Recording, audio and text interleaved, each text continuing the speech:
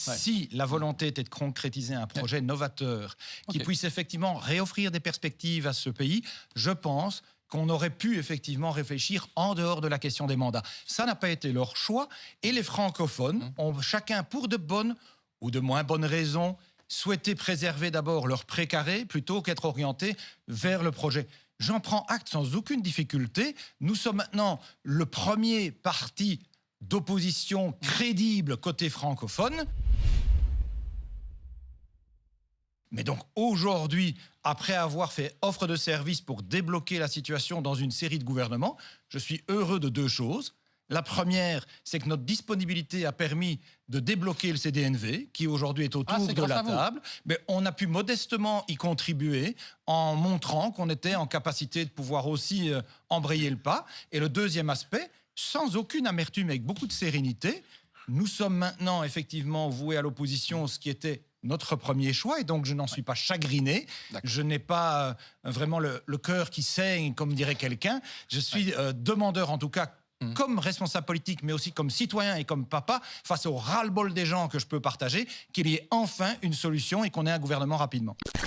Vous avez deux manières de faire de la politique, monsieur de Boursu. Soit ce sont les postes et les mandats qui soit alors c'est le projet. Si j'étais omnubilé par les postes et les mandats, il était très facile pour moi de dire il y a un an, oui, je veux bien que le CDH rentre dans les gouvernements de Wallonie et de la communauté française, puisque PS et Écolo, vous vous souvenez du fameux coquelicot, nous l'avaient proposé. Et j'ai dit non, parce que je ne courrais pas après des mandats ministériels. Vous ne le regrettez pas d'avoir dit non ? Aucun regret, et il ne faut jamais regretter de respecter les électeurs et le signal qu'ils nous ont adressé. Vous seriez au pouvoir en Wallonie. L'autre... Mais oui, mais je ne cherche pas le pouvoir pour le pouvoir. Et vous cherchez quoi, alors, M. Prévost, un parti politique qui n'est pas au pouvoir, à quoi ça sert ? Et M. de Boursu, je vous ai dit, il y a deux manières de faire. Soit on cherche des mandats, c'est pas mon option. Soit on travaille autour d'un projet. Et vous connaissez suffisamment la belle ville que j'ai le plaisir de pouvoir diriger, Namur. Quelle est la manière dont je fonctionne à Namur ?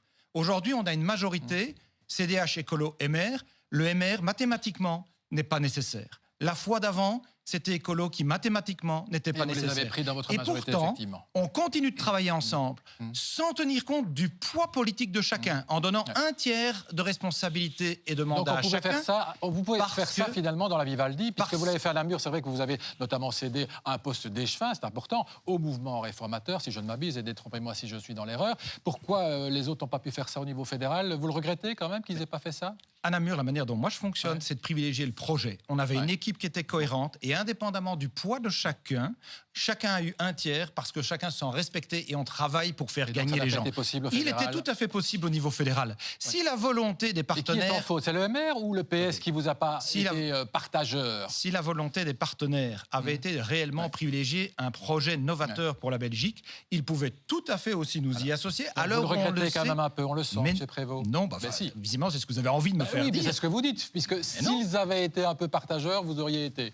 Monsieur de Boursu, si la volonté était de concrétiser un projet novateur qui puisse effectivement réoffrir des perspectives à ce pays, je pense qu'on aurait pu effectivement réfléchir en dehors de la question des mandats. Ça n'a pas été leur choix et les francophones ont chacun, pour de bonnes ou de moins bonnes raisons, souhaité préserver d'abord leur précaré plutôt qu'être orientés vers le projet.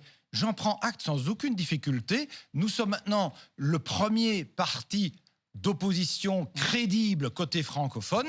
Non, vous n'êtes pas le premier en termes de voix. En termes de voix, c'est le PTB qui est premier. Mais c'est pour ça que j'insiste sur le côté crédible. Je vous remercie. Et donc, en l'occurrence... c'est surtout eux qui vous remercient. Oui, écoutez, je ne vais pas faire semblant de considérer que les positions qui sont parfois vraiment extrêmes du PTB font avancer le schmilblick.